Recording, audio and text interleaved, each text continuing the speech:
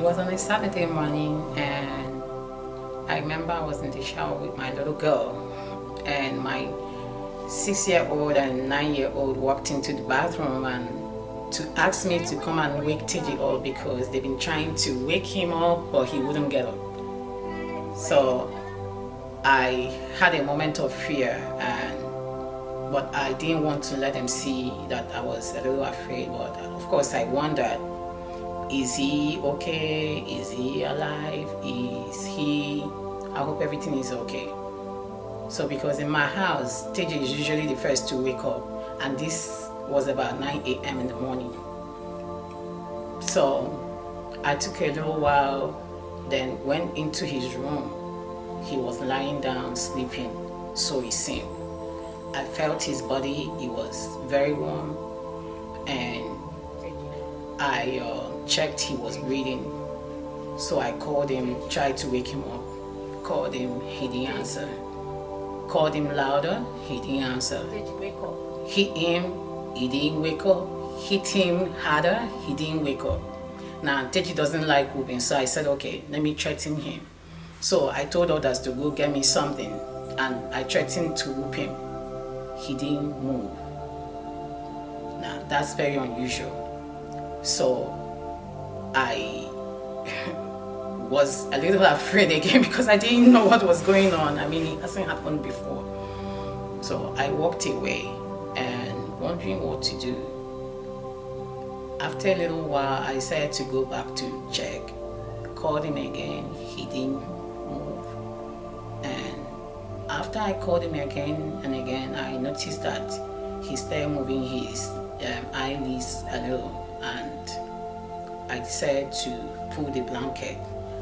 As I pulled the blanket away, he got up. But when he got up, normal TJ, he couldn't have played me like that.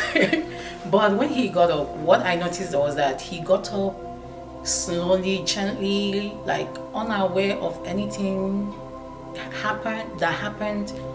So I asked him why he didn't get up when I was asking him to get up. He looked at me, I'm like, why didn't you get up? And he said he didn't know I was trying to wake him up. I asked him again, I mean, like, you didn't know I hit you and all those things. He said no, he didn't. So, and all this while, as soon as he woke up, of course, in the relief and thank God that everything was okay, I looked away. And so he came to me, he shared his story. He started telling me that he had an experience with Jesus, he was caught into heaven and all that. When he started telling the story, I turned to face him and I saw that he had tears in his eyes. And I knew whatever happened was very serious. Hey everyone, my name is Teji, and today I want to share my testimony of how God took me to heaven. First, I saw people. Their garments were as pure as light. I saw their crowns, and then I turned around and I saw a river. It was as bright as gold, and it was pure, and I can see through the river. I looked, and the river was leading to the Garden of Eden, to the Tree of Life. I looked up and I saw God, but I could only see his feet, and his feet were so bright, they were brighter than the sun. I could not describe it. Then I saw the throne, and I saw 4 angels, and they had 4 faces. I could only recognize 2 of the faces, a lion and a lamb. And then I saw the temple. I saw the temple of Jerusalem. It was like a wedding. It had doors with pearls. It had the 12 disciples, the names of the 12 disciples. And I saw a table, and it was gold, and there was a bunch of chairs, and it seemed like the table would never end.